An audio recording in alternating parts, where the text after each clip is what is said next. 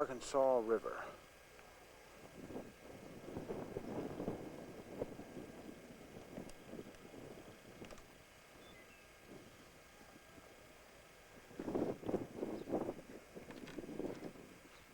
Great. Hello, I'm Leo Davis.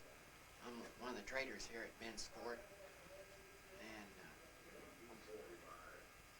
my friend here has asked me to talk a little bit about the whole situation. We're in 1846, and things are pretty good, but the fur trade's starting to fall away, and we're dealing mostly in buffalo right now. We used to trade in beaver pelts, but due to the silk hat, the silk hat's much preferred over the beaver hat now, back east and in Europe. So the price of beaver fell away, and that's why we went to buffalo. And so we are trading a lot with the Indians, the Cheyenne, the Arapaho, and the Kiowa. They bring the buffaloes in, the buffalo hides. And when they don't come in, I load up some pack train and go out and find the Indian villages, live right there with them, and trade them out of their furs, come back in and rest up and go back out again if it's necessary. We have there's one tribe that we kind of stay away from, is the Comanche. They're down south east of here, mostly along the Cimarron Cutoff. They're grumpy. A lot of times, sometimes they do come up here, and when our lookout sees them coming, we close the inner gates, and then we open up this little window right here in the trade room, and we get their business without letting them in. And it works out pretty good. The fort never has been attacked, but we're ready if they do happen to be attacked. It seems it's sort of like a sanctuary, because William Bent married an owl woman. She's the daughter of one of the keeper of the arrows in the Cheyenne tribe. So William Bent was sort of adopted into the Cheyenne tribe. So this is sort of a place of sanctuary for the Indians, and mostly it's just a place of trade. The Indians like to trade for, I've got knives from England that we bring in. Everything comes in on wagon trains. I've got knives from England. I've got a couple of rifles up there. I've got a pistol. And we trade them powder. I've got glass beads I bring in from Europe. I've got some nice earballs that are solid silver. They really like. They like some little trade mirrors.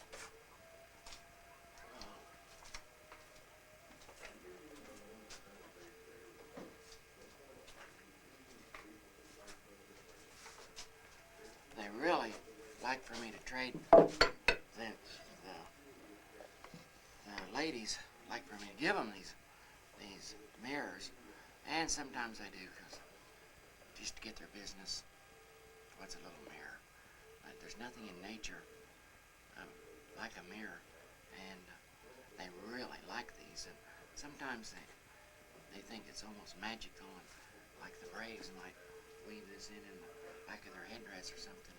They think that their enemies will see them, and they think the enemies will think they're looking back at them because they see their eyes. Sometimes I give out little fish hooks, because there's nothing in nature like a fish hook. But some of the valuable things, they like to trade for axes. And these come apart like this, makes it easier to fit into the pack, on the pack mules. And then I have axes that are actually pipes. And they really like these also. And they like, they like for me to give them some candy. And, it's just whatever we think that the Indians are going to like. that's what we try to have. I've got mercantile bags. The Indians don't like those, but sometimes the travelers on the trail, they need some bags to put stuff in. I've got the beaver fur felt hats. Sometimes the trappers, they don't like to take baths very much. I've got soap if you want to take a bath. I've got some Florida water here, and this dates back to 1808. You can smell up, you can cover up the worst stink with this stuff, and you don't even have to take a bath. And that's why it makes it so popular with the trappers, because they don't like to take baths. And here's another thing that the Indians kind of like, and it's kind of necessary. This is a buffalo horn comb, and the large teeth are for your tangles, and the small teeth are for your lice. And if you don't get rid of your lice every day, they'll just take over, and you'll be a traveler.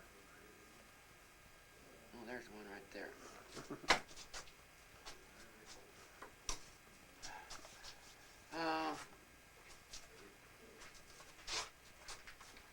I've got all kinds of stuff.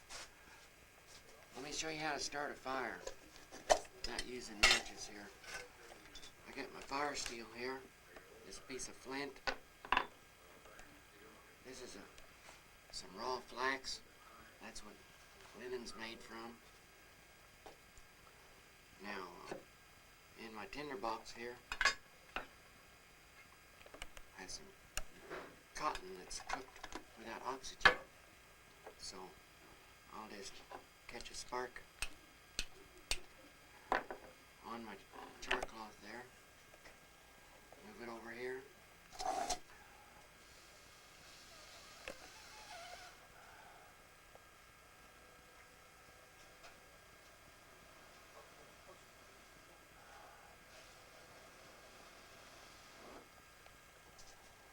That's how we start fires out here at Banks Fort.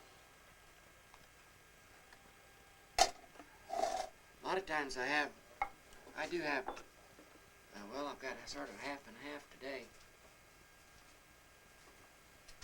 on my clothes. I'm wearing my cloth trousers. I found a long time ago that moccasins are the best, and I threw away my brogan as soon as I could trade for some moccasins. But when I go out on the plains, I wear leather pants also, because the cloth just doesn't last, but the leather does, and it makes you fit in more with the Indians. And it always helps to carry a little knife. And I've got a pistol here. This is the new Colt Patterson. It was invented in 1836, and before then we just had a single shot, but now this has got 5 shots. And whenever I first showed the Indians this, there was a bunch of grumpy Comanches shooting at me, and they thought after I shot my rifle and one shot with my pistol, they thought they could come in and get me. But I had 4 more shots, and there was 4 Indians learned about the Colt Patterson. And they didn't know when to come in. I carry extra loaded cylinders, and makes it real easy to reload pretty fast. I'm going to need to go do some inventory over in one of the warehouses, so I hope you'll excuse me as I need to go on and leave. And I got my souvenir pocket knife here, bone handle. Doug, the wheeler dealer tradesman, gave 7 buffalo robes.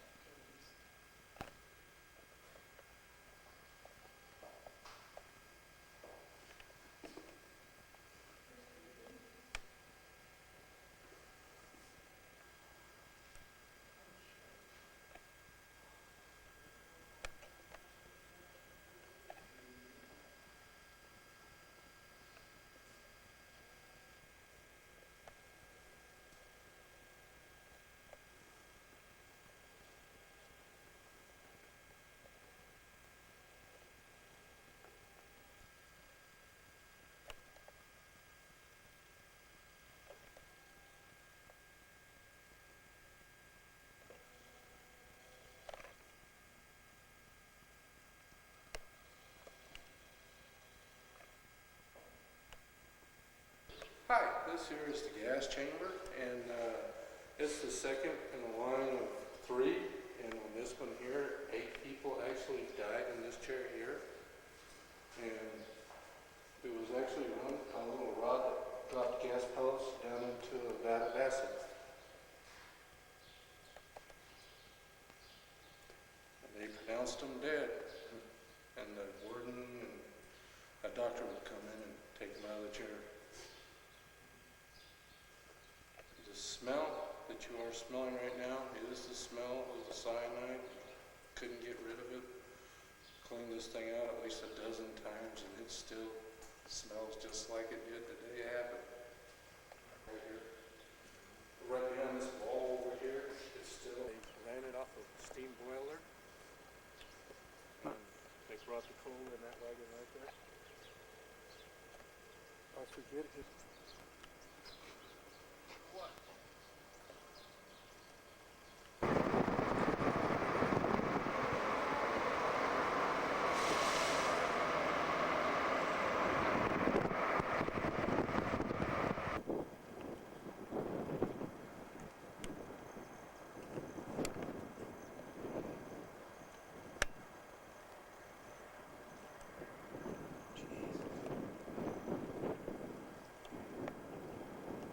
Beautiful.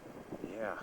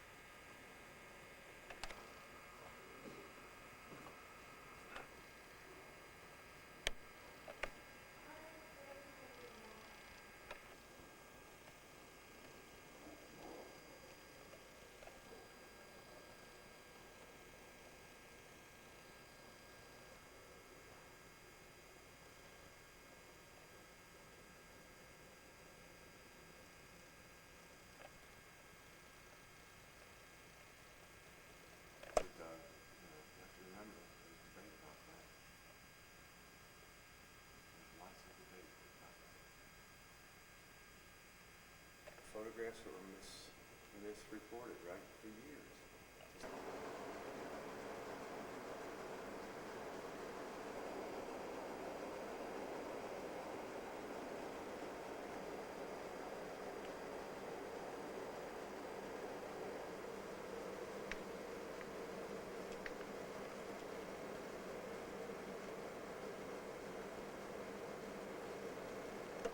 Anything here obvious?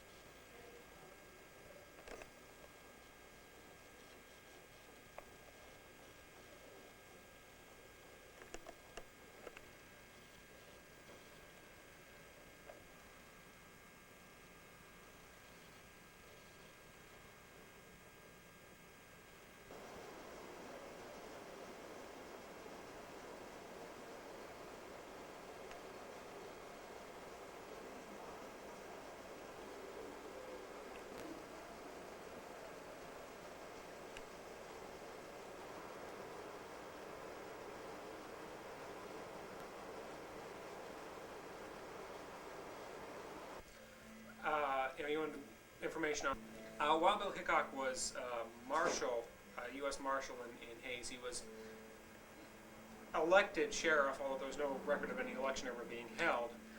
During his tenure here, he was involved in a couple of shootouts. And the gunfight actually did occur between him and one or two other people. In the woodcut, it looks like he's fighting an entire battalion of soldiers. So these people were very good at promoting themselves, and Hickok was certainly one of those. But regardless of that, he was a lawman at Hayes for about a year or two.